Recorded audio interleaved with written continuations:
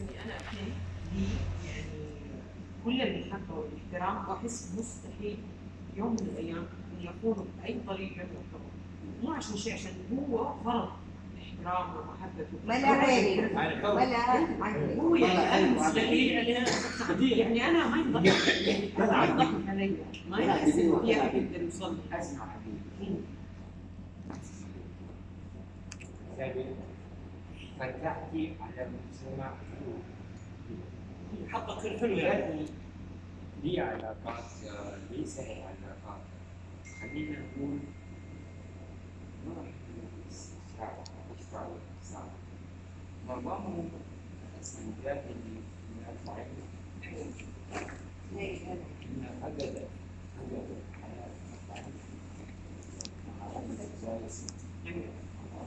الحياه نبدا انا اتصل لما بس احسن معها قبل تعرف هذا عايزين الحين ما بيكون ما عشان يكون مع بعض ما اكتشف ان الحياه اجمل ما قبل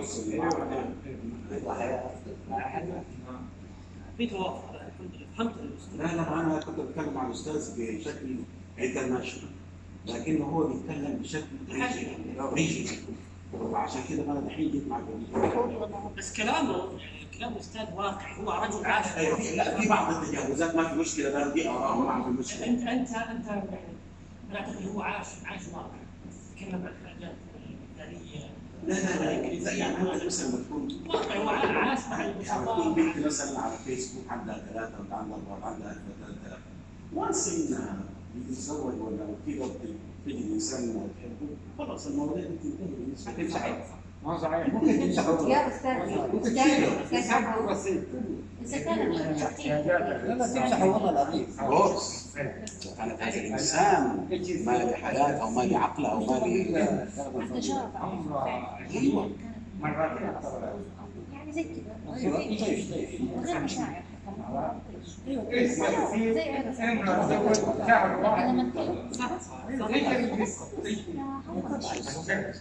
نفس الشيء طبعا ضد يا استاذه بس في راقصه في راقصه في راقصه انا اللي مزعلني بس لا طبعا لا ما بعرف ايش قصدي. انا ما هذه النقطة. هذا نوع من التجربة الاقتصادية العالية ثقافه نستطيع ان احنا نتواصل وهمنا وابداع، وحتى ما حيكون في ملل في جلوسنا مع بعض. حتى بالعكس اتمنى اخلص الشغل واجي على البيت حنقعد نتناقش في فكره في كتاب في قصيده. شوفي كمان انه في حب، شوفي كمان في علاقه زوجيه. ما يفرق معي ما بالضبط.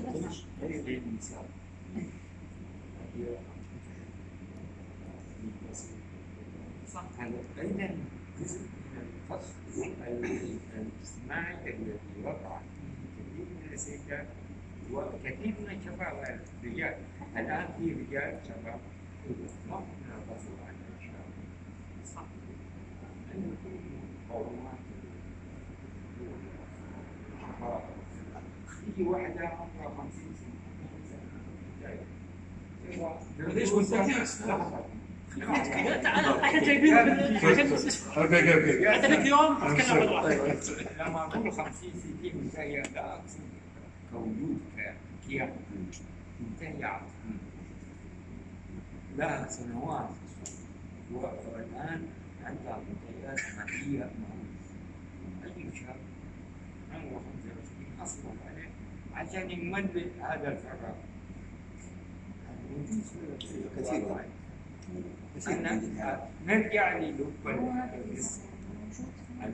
كثير هو المنطلق الدين الحقيقي للحياة. لما طبعا الحب متوزع ليس